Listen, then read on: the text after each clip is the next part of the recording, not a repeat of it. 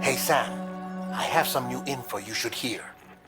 Recently recovered thanks to your efforts to expand the chiral network. It concerns BBs. I dug this up on my own, just to be clear. No one ordered me to look. And if anyone asked, put it all on me.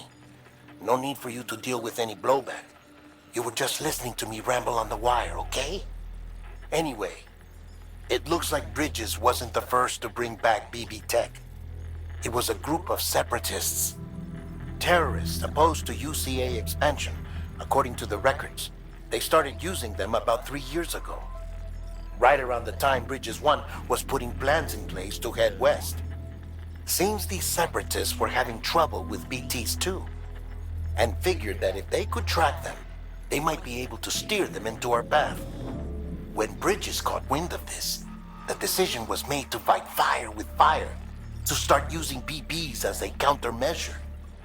It's possible yours was commissioned for that very purpose, a fact I think someone may have tried to conceal, judging by the absence of BB-28's service record. I always found it strange that we were so willing to utilize technology we barely understood. Now we know why. We've been aping methods and techniques employed by others from the start. There's more you should know. It's about the original Bridge Baby experiments. Piecing together what little I could find, it looks like they started around the time of the Death Stranding. They were conducted on the island of Manhattan off the East Coast, which was completely and utterly obliterated by what was almost certainly a void out. Back then, these experiments had the full support and approval of the American government. It's all just guesswork, but I suspect the BB program was conceived to help gain a better understanding of the nature of the Death Stranding. However, due to ethical and safety concerns, public opinion was strongly against the program. Still, they pressed on, and in their desperation to make sense of the greatest disaster of their age, I think they caused another.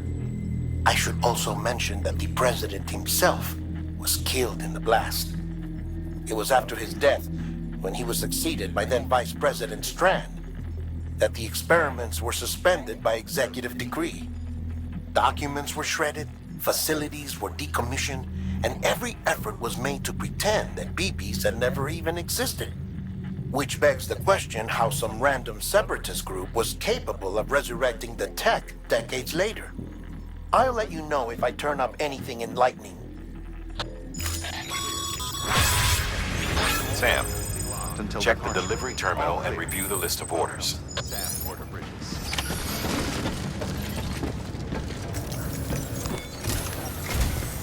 The people of Mountain Knot City have a pressing problem that needs to be addressed. A tar-like substance has been bubbling up from beneath the ground near them. They're seeing more of it by the minute, and it won't be long before it spreads into the city. There have already been reports of ejecta inside the outer walls. If nothing is done, the whole city might be swallowed by a sea of tar in the near future. There's an order from Mountain Knot City.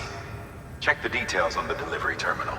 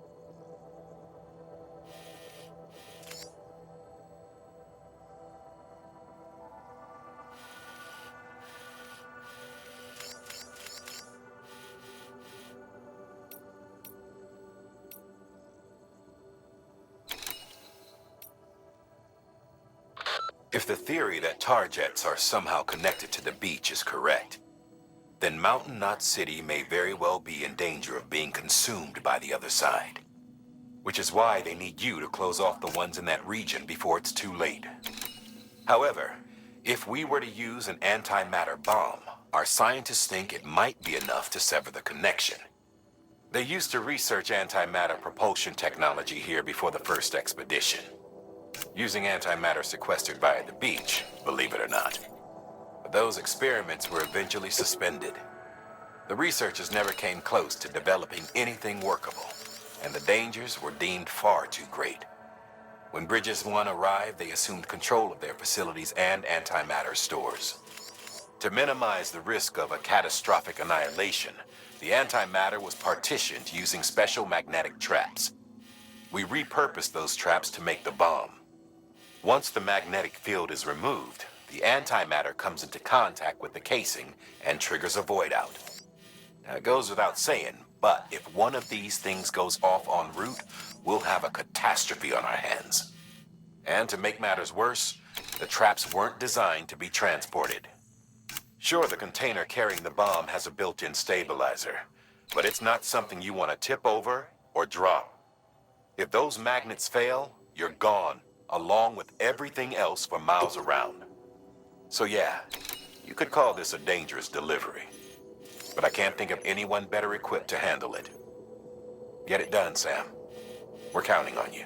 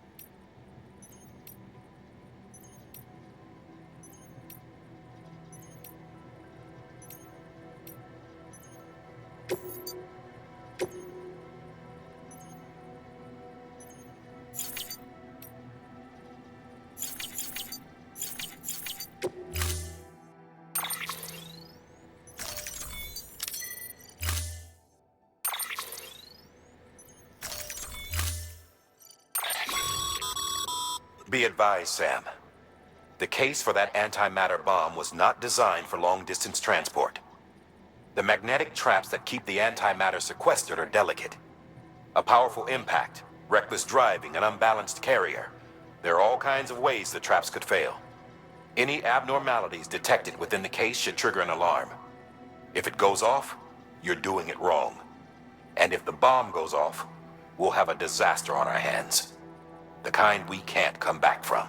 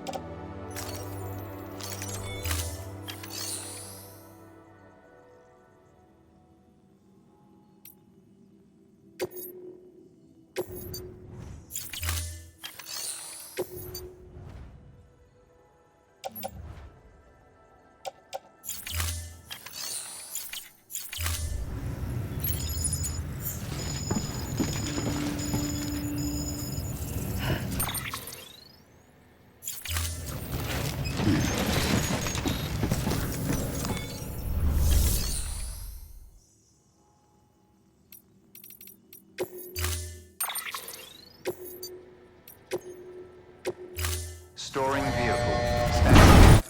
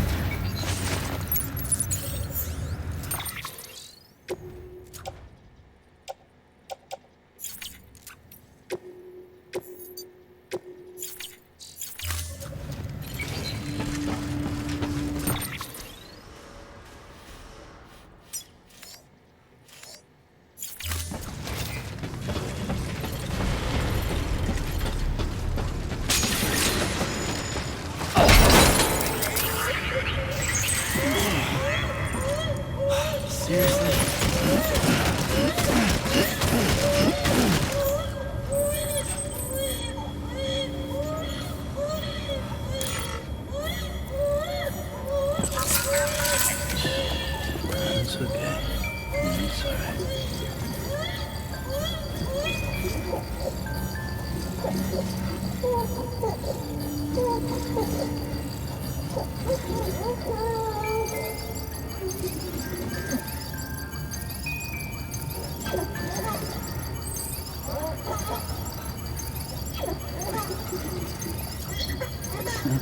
Someone's happy.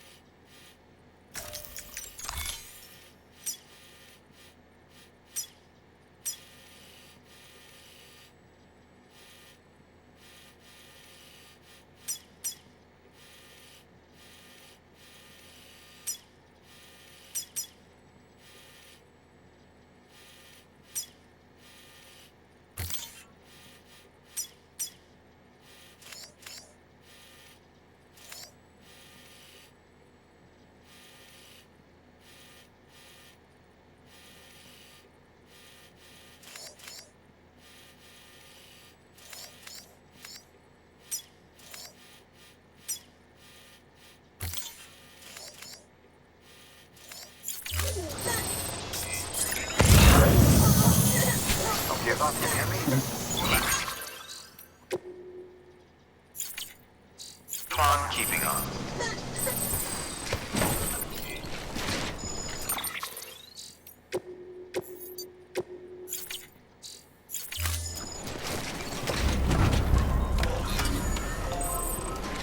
Right on.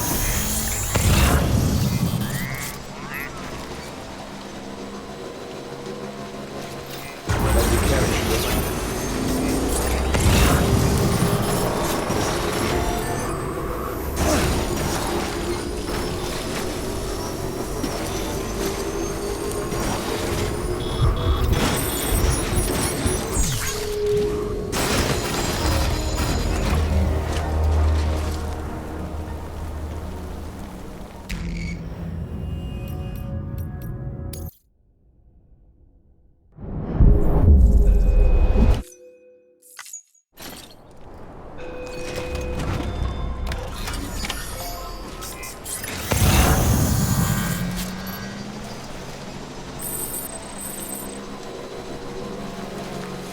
Better be careful with this one.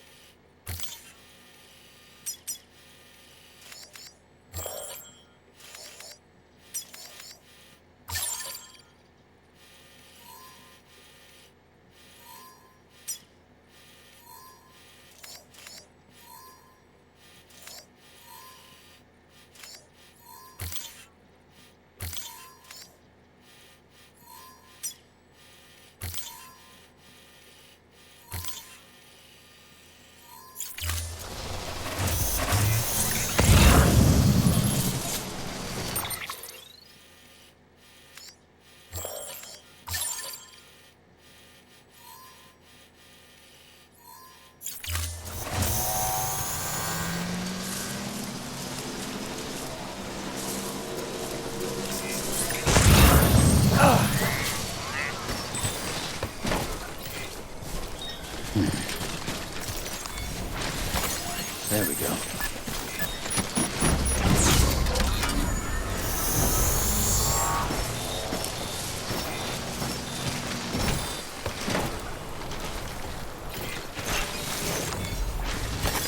Nice.